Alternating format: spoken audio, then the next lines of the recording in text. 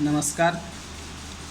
मैं डॉक्टर दिनेश पाल, सहायक प्राध्यापक हिंदी विभाग, नंदलाल सिंह महाविद्यालय, जयपुर, दाऊदपुर, सारण। मैं आज स्नातक प्रथम वर्ष सब्सिडरी विषय अर्थात हिंदी रचना के पाठ्यक्रम में शामिल एक ऐसी कहानी पर बातचीत करना चाहता हूँ जो कि बहुत ही भावुक, मार्मिक कहानी है। और ऐसी कहानियाँ तो कहानी के सम्राट प्रेमचंद की कलमों से ही ज़्यादातर लिखी जाती हैं। खैर, कहानीकार तो बहुत सारे हैं, पर प्रेमचंद की कहानियाँ कुछ अलग ही होती हैं। कहानियों को पढ़ते समय ऐसा लगता है जैसे कहानी अपने आसपास ही कहीं घट रही हो। इस कहानी के पात्रों के साथ, कहानी के कथा वस्तु के साथ एक जुड़ाव सा महसूस होने लगता है। प्रेमचंद जो कि हिंदी के सर्वश्रेष्ठ कवियों कहानीकारों में से एक हैं। लगभग 300 कहानियाँ उन्होंने लिखी है। उनका जन्म उत्तर प्रदेश के वाराणसी जिला के लमही नामक गांव में हुआ था, जो कि बनारस वाराणसी से कुछ ही दूर के है। 31 जुलाई 1880 ईस्वी को जन्मे। बचपन में उनका नाम नवाब राय था। बाद में चलकर उनका नाम प्रेमचंद रखा गया। शुरू में वो उर्दू में लिखा करते थे। उनकी ढेर सारी कहानियाँ, उपन्यास पहले उर्दू में प्रकाशित हुए, बाद में हिंदी में प्रकाशित हुए हैं। ऐसे मूलतः उनका पढ़ाई लिखाई उर्दू फारसी में ही हुआ था, इसलिए ज़्यादातर उर्दू में उनकी रचनाएं भी शुरू में आती थी। सोजे वतन जो उनका शुरुआती रचना था, जिस पे प्रतिबंध लगा दिया गया, उन्हें अंग्रेज़ों द्वारा प्रतिबंधित कर दिया गया, जो कि 1907 में प्रकाशित हुई थी। कहीं कहीं 1909 बताया जाता है, लेकिन 1907 में भी ज़्यादातर लोगों का मानना है। तो प्रेमचंद कहानीकार के साथ साथ उपन्यासकार। उनके प्रसिद्ध उपन्यासों में से कायाकल्प, सेवा सदन, रंगभूमि, कर्मभूमि, निर्मला, गबन, प्रेमाश्रम और सबसे प्रसिद्ध चर्चित उपन्यास गोदान है। और हिंदी के सर्वश्रेष्ठ 4 चुनिंदा उपन्यासों को चयनित किया जाए तो उसमें गोदान का स्थान निर्धारित करना अति आवश्यक हो जाता है। इतना प्रसिद्ध उपन्यास है उनका गोदान। वो हंस पत्रिका भी निकालते थे। हंस पत्रिका के संपादक भी बहुत लंबे समय तक रहे। उनका आयु यानी दीर्घायु नहीं हो सके। 1936 में 8 अक्टूबर 1936 में उनका निधन हो गया। 56 साल की ज़िंदगी मिली थी उन्हें। उन्होंने नाटक भी लिखा है, करबला जिसमें प्रसिद्ध नाटक है। उसके साथ 2 और है, प्रेम की बेटी और संग्राम। तो हम सीधे आते हैं उनकी जो कहानी पाठ्यक्रम में लगाई गई है, मृतक भोज। मृतक भोज यह एक ऐसा संस्कार बन है, या जैसे क्या कहें, सामाजिक, मैं इसे कुप्रथा भी कह सकता हूँ, कि एक आदमी के मरने के बाद उसके मरने की भोज दी जाती है। और यह भी नहीं देखा जाता है कि उसके परिवार में या उसकी स्थिति भी उस भोज देने लायक है या नहीं, और वह भोज देता है।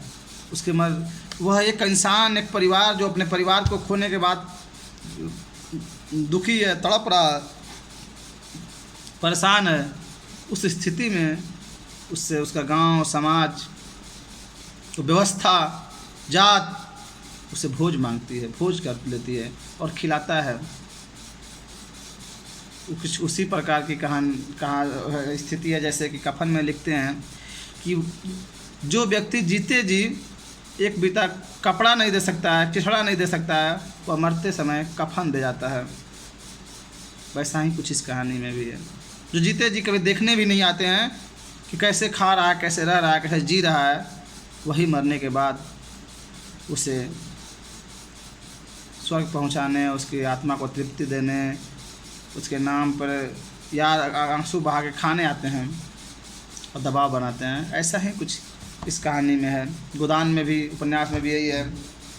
कैसे एक व्यक्ति जो दिन रात जीवन भर गाय के लिए तड़पता रहा, किसान से मजदूर हो गया और काम करते समय दम तोड़ देता है, लेकिन अपनी पैसे से गाय खरीद कर बांध दे और उसका दूध खा ले, उसका अपना पोता खा ले, वह नहीं कर पाता है और उसी व्यक्ति को मरते समय मर जाता है। तो यह ब्राह्मणवादी व्यवस्था उसे गोदान कराना चाहती है। कहते गोदान के गाय दान करो। जो जीवन भर गाय नहीं खरीद सका वो मरते समय, मरने के बाद गाय दान किया जाए ताकि स्वर्ग में पहुँचे। यह ऐसी व्यवस्था बनाई गई है। उसी तरह इसीलिए कहा जाता है कि ब्राह्मणवादी व्यवस्था में एक ऐसा ब्राह्मण जो खाने से लेकर, जन्म लेने से लेकर जीवन, विवाह, मरने तक हर अवसर पे उसे खिलाइए, पूजिए। अजीब सा व्यवस्था है जिसे सड़ियल व्यवस्था भी हम कह सकते हैं। कहानी शुरू होती है, सेठ रामनाथ बीमार पड़ा हुआ है, साथ पास में उसकी पत्नी सुशीला है, उसके पास 2 बेटा है, बेटी रेवती है और बेटा का नाम है,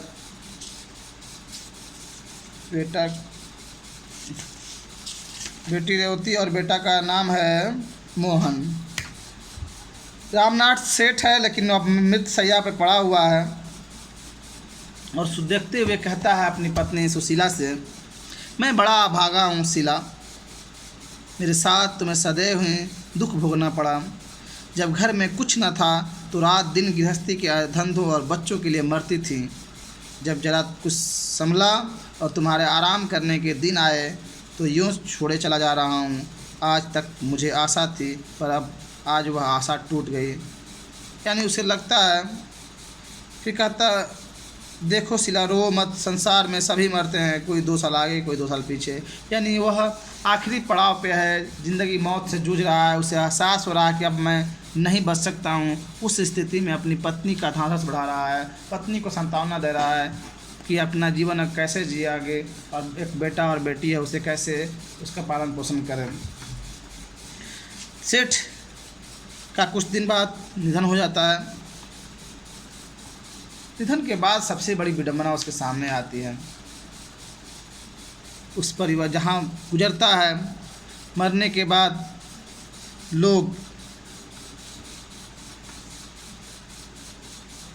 लोग आते हैं। इसमें एक प्रेमचंद ने बड़ा ही मार्मिक या बहुत ही कई सच्ची यथार्थ व्यक्त किए हैं। लिखते हैं, धनी के जीने से दुख बहुतों को होता है, सुख थोड़ों को। यानी कोई धनी व्यक्ति, धनी के जीने से दुख बहुतों को होता है, सुख थोड़ों को, उनके मरने से दुख थोड़ों को होता है, सुख बहुतों को। महाब्राह्मणों की मंडली अलग सुखी है, पंडित जी अलग खुश हैं और शायद बिरादरी के लोग भी प्रसन्न हैं, इसलिए कि एक बराबर का आदमी कम हुआ, दिल से कांटा दूर हुआ और पट्टीदारों का तो पूछना ही क्या। अब वह पुरानी कसर निकालेंगे, हृदय को शीतल करने का ऐसा अवसर बहुत दिनों बाद मिला है। यानी एक व्यक्ति मर रहा है तो उसके बाद की जो स्थिति है, जो उसके आसपास के लोग हैं, उनके मन में कैसा पलता बढ़ता है और किस रूप में देखते हैं, ऐसा व्यक्त करते हैं प्रेमचंद जी। रामनाथ के मरते ही उसकी जात के लोग, उसके पंचायत के लोग, पंचायत का मुखिया, सब उधर मुखिया जो धनी राम है, सब उसके घर आते हैं।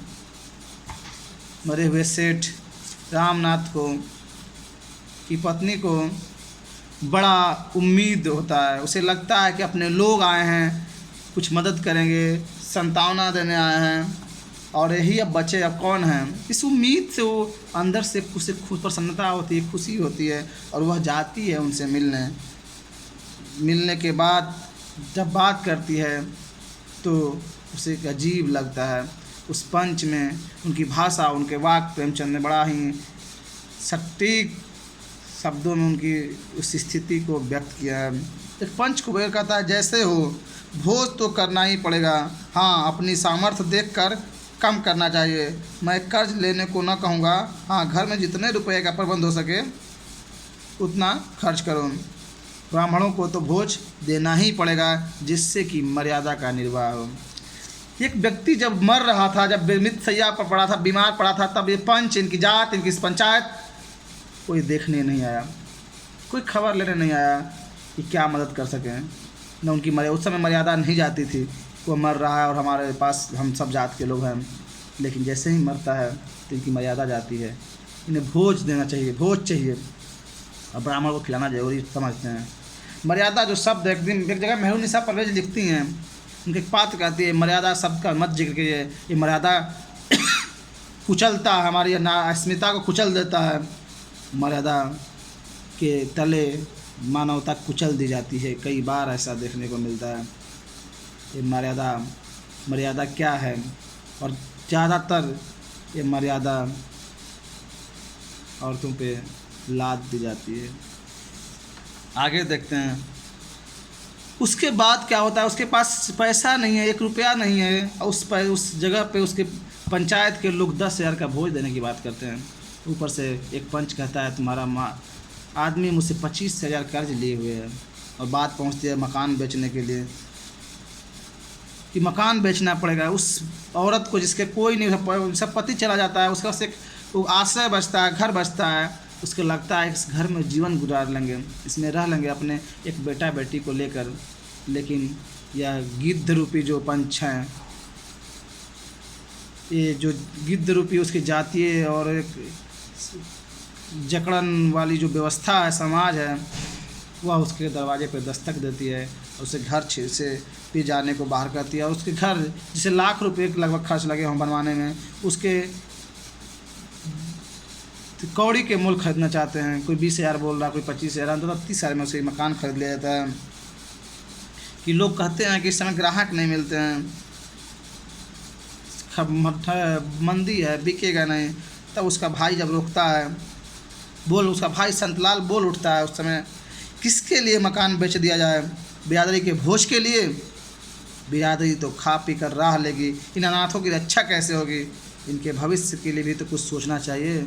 वही बिरादरी के लोग, वही पंचायत के लोग, वही पंच जो उसकी फिक्र बिल्कुल नहीं कर रहे हैं।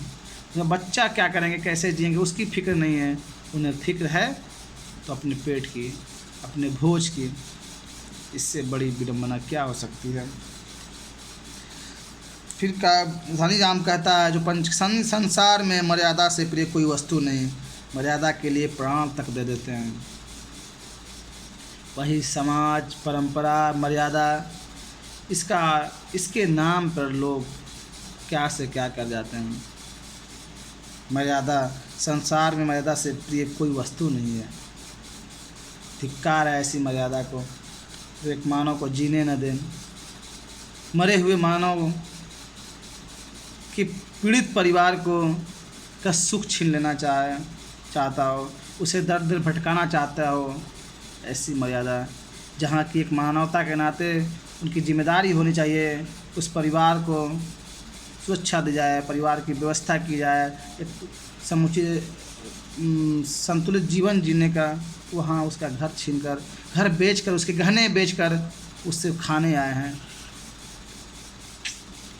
बेचार लाचार पत्नी पे आरोप लगाते हैं कि लोग पति के लिए कुछ नहीं कर रहे हैं। अंत में वो रोते हुए हाथ जोड़कर कहती है, पंचों मेरे बच्चों का मुंह देखिए, मेरे घर में जो कुछ है वह आप सब ले लीजिए, लेकिन मकान छोड़ दीजिए, मुझे कहीं ठिकाना ना मिलेगा। मैं आपके पैरों पड़ती हूँ, मकान इस समय न बेचें। यानी मकान के मालकिन वो है, लेकिन ये पंच अपने को समाज का ठेकेदार समझते हैं, जात का ठेकेदार समझते हैं। वो उसके मकान को बेचकर भोज की व्यवस्था कराना चाहते हैं, वो भी मृतक भोज, मरे हुए का भोज। अच्छा है, अभी खबर मिल रही है, बीच बीच में मिलते रहती है कि कई जगहों पे मृतक भोज, मृत्यु भोज पे रोक लगा, लोग बहिष्कार कर रहे हैं। यह बहुत ही प्रसन्नता का विषय है। काश वो दिन आए जब लोग मृतक भोज देना बंद कर दें। किसी के मरने के बाद भोज देना, खुशियाँ मनाना न जाने कहाँ से रस्म चला है। उसमें भी सबसे पहले ब्राह्मण जाति के लोगों को बैठा कर उन्हें पूजना। खैर 5 दिन बाद, मकान बेचने के बाद 5 दिन बाद पंचों ने भोज की व्यवस्था तो कर ही डाली। 5वें दिन प्रातःकाल ब्रह्म भोज हुआ। संध्या समय बिरादरी का ज्योनार। सुशीला के द्वार पर बकियों और मोटरों की कतारें खड़ी थीं। भीतर मेहमानों की पंगतें थीं। आंगन, बैठक, दलान, बरोठा, ऊपर की छत, नीचे ऊपर मेहमानों से भरा हुआ था। लोग भोजन करते थे और पंचों को सराहते थे। कितनी दुर्दशा है उसके, इस औरत की, उस विधवा औरत के अनाथ बच्चों के घर बिक गए थे। एक छाया था वो भी ख़त्म हो गया था। उस औरत के पास जो बचे हुए गहने थे वो भी सस्ते में बिक गए थे। और शून्य खर्चों से यहाँ महोत्सव मनाया जा रहा था, भोज दिया जा रहा था। लोग बड़ी बड़ी गाड़ियाँ लगे, जब मर रहा था, बीमार था, बच्चे गरीब थे, कोई हाल चाल लेने, कोई सुविधा, कोई सहायक सहयोग करने, कुछ पूछने नहीं आए। लेकिन आज उसके गहना घर बेच के उसके भोज का खाने पधारे हैं लोग गाड़ियों से, और ऊपर से वाहवाही कर रहे हैं और पंचों की सराहना करें कि पंचों ने क्या भोज तैयार किया है। वही है किसी के हड्डी को तोड़ के गुल्ली डंडा खेलने जैसा उसका जीवन। सेठ चंपाराम का भोज के अमृतियाँ कैसी कुरकुरी हैं, रसगुल्ले मेवों से भरे हैं, सारा श्रेय पंचों को है। वाह क्या बात है। उसकी पत्नी सुशीला कहीं बिलख रही है, कमरे में बैठ के रो रही है, अपने दिन दशा को सोच रही है। इधर उसके घर और गहने के पैसे से लोग जिलेबियाँ कुरकुरा रहे हैं, रसगुल्ले खा रहे हैं। समाज के चक्रव्यूह में फंसा हुआ गरीब और पिस जाता है। बड़ा ही उसके बाद स्थिति ये आती है कि एक दिन वही पंच अपने लोगों को भेजता है और कहता है घर खाली करने के लिए। सुशीला अपने बच्चों के साथ घर खाली कर देती है। जिन घर को बनाते समय न जाने कितना सपने संजोई थी, क्या क्या नहीं सोची थी, उसी घर को वह खाली कर देती है और वो अपने कुछ बर्तन को बांधे हुए वह निकल जाती है। पास में जाकर झावरमल उसी का जात का है, उसके घर में 10 रुपये मकान किराए पे लेती है मासिक। 3 महीना बीतते हैं, खाने को ठिकाना नहीं घर में। भाई संतलाल कहीं मुनीब रहता है, कुछ ला के मदद करता है। एक दिन झावरमल 3 महीने बाद आता है और कहता है कि तुम 1 रुपया आज तक नहीं दी, तुम घर से निकल जाओ। गिड़गिड़ाती है तो गुस्सा आ जाता है। फिर तब तक उसी बीच उसकी बेटी दिख जाती है रेवती, जिसकी उम्र बहुत कम रहती है, 12 छोटी बच्ची। तो बड़ा ही सहज भाव से कहता है झावरमल कि बेटिया बड़ी हो गई, कहीं बात की क्या। सुशीला कहती है खाने को पैसे नहीं है, शादी की क्या बात करें। फिर कहती है कि अभी बड़ी भी कहाँ हुई है। झावरमल कहता है नहीं करनी तो चाहिए। और फिर उसको प्रस्ताव रखता है। 40 साल का एक है अधेड़, जिसकी शादी हो चुकी है एक बार। घुमा फिरा कर वह अपने को कहना चाहता है, जिसकी उम्र 50 के करीब ऊपर रहा हो। उस बेडौल शरीर देखकर घृणा आ जाती है सुशीला को कि इस पुरुष से अपनी बेटी की शादी करूं मैं। साफ मना कर देती है। वह गुस्से में उसके सारे मिट्टी के बर्तन निकाल के सड़कों पे फोड़ देता है, पटक देता है, गिड़गिड़ाती रहती है और सब फेंक कर बाहर निकाल देता है। एक ऐसी जाती है। और तब पंच नहीं आते हैं, तब उसके जात के लोग उसे देखने नहीं आते, तब उनकी नाक नहीं कटती है, तब उनकी मर्यादा नहीं जाती है। यही समाज है। उसकी मर्यादा उस समय नहीं जाती है जब कोई गरीब खाए बिना मरता है। जब कोई तड़प तड़प के मरता है, जो दवा बिना मरता है, खाए बिना भूखे मरता है, तब उसकी नाक नहीं कटती है, तब उसकी नाक नहीं कटती है। लेकिन वही मरता है तो भोज के लिए उसकी मर्यादा जाती है। प्रेमचंद लिखते हैं, बड़ों के पास धन होता है, छोटों के पास हृदय होता है। धन से बड़े बड़े व्यापार होते हैं, बड़े बड़े महल बनते हैं, नौकर चाकर होते हैं, सवारी शिकारी होती है। हृदय से संवेदना होती है, आंसू निकलते हैं। उसी झाबरमल के घर के सामने एक साग भाजी बेचने वाली खटकीन है, और यहाँ पे मुझे घोर आपत्ति है प्रेमचंद जी से। प्रेमचंद सबके नाम लिखते हैं, हर एक पात्र के नाम लिखते हैं, लेकिन इस खटकीन को, इसको नाम न लिख कर इसकी जाति लिखे हैं। कहीं न कहीं उस समय का, उस समाज का जो परिवेश रहता है, उसका असर प्रेमचंद पर भी पड़ता है। उनके अंदर भी कहीं न कहीं वो जातीयता वाली भाव दिखती है। उसको इस बुढ़िया का नाम नहीं याद आता है, उस समय उसकी जाति याद आती है, खटकीन, साग भाजी बेचने वाली खटकीन। इस वृद्धा को बहुत दया आती है और जाकर सारा सामान उठाकर, जो भी कपड़े लगते बिखरे पड़े रहते रोड पे, लाती है। और सुशीला कहते, चल बेट बहू मेरे घर में रह, आज से तुम मेरे घर में रहना, बस एक रोटी खाने को, कुछ रोटी का हम मतलब कुछ मुझे भी खाना, रोटी मतलब मेरे साथ रहना, बना कर दे देना। सुशीला कहती है कि मेरे पास कुछ नहीं है, मैं क्या दूंगी तुमको किराए के लिए। कहती है तुमसे किराया मांगूंगी। कहती है मैं झबरमाल नहीं हूँ बहू, न कुबेरदास हूँ, मैं तो समझती हूँ ज़िंदगी में सुख भी है दुख भी है। सुख में इतराओ मत, दुख में घबराओ मत। क्या बात है यहाँ पे, क्या प्रेमचंद ने वाक्य लिखा है। सुख में इतराओ मत, दुख में घबराओ मत, और उसे अपने घर में रखती है।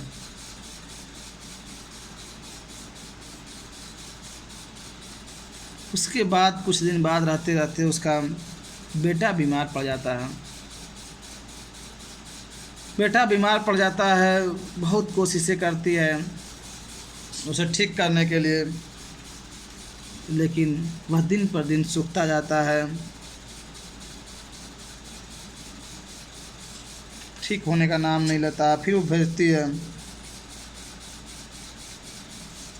अपने बेटी को कि जा उस पंच को, कुबेरदास को बुला, कह दे कि कोई डॉक्टर भेज दे।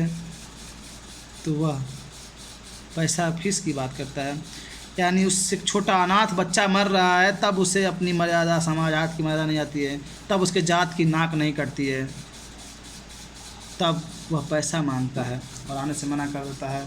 फिर रोते हुए उसके शरीर जब सूखते सूखते गल जाता है, एक दिन उसकी माँ बोलती है, प्रार्थना करती है कि इसे बचा दो, मुझे जान ले लो, मैं मर जाऊँ इसकी जगह।